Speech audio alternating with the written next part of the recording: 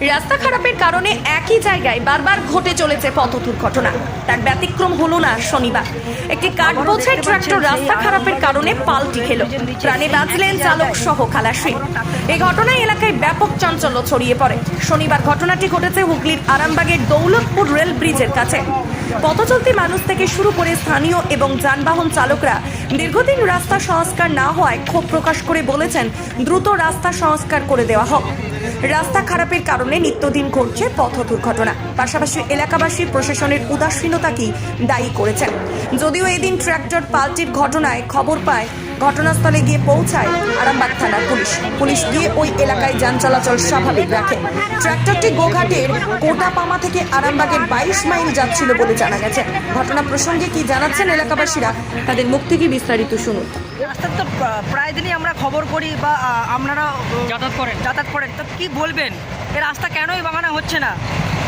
প্রশাসনের থেকে পৌরসভা থেকে ওদের মেনলি অনেকবার বলা হয়েছে, তারপরেও রাস্তা হয় মাঝে মাঝে রাস্তা মেরামত করে দেয়, আবার যাকে তাই হয়েছে। কেমনভাবে মেরামত করা হয়?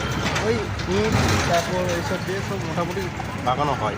এই জায়গাটা কোথা থেকে কোথা পর্যন্ত খারাপ? এই রেল লাইনটুকুই খারাপ। কখন গাড়িটা পাল্টে খেয়েছে কিছু জানতে পেরেছেন? এই কিছুক্ষণ আগে মানে গাড়িটাতে লোড ছিল, তারপরে দু সাইডেরই গর্ত, এক সাইডের গর্তে পড়ে গিয়ে।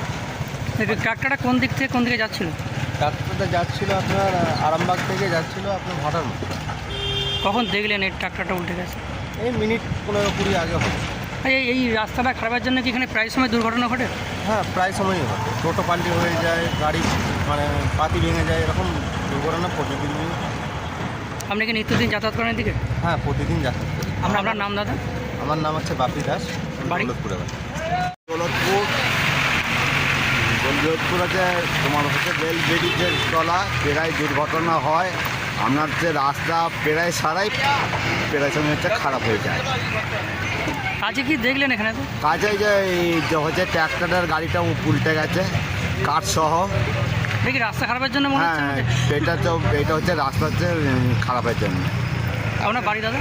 আমার বাড়ি হচ্ছে দীনবন্ধু পাত্র, দৌলতপুর। আরামবাগ মতিলাল টেলিশপ ও স্যামসাং সার্ভিস সেন্টার অনলাইন বা যে কোনো দোকানের থেকে সস্তা। আপনাদের সকলের প্রিয় মতিলাল মোবাইল, তাই আজই আসুন।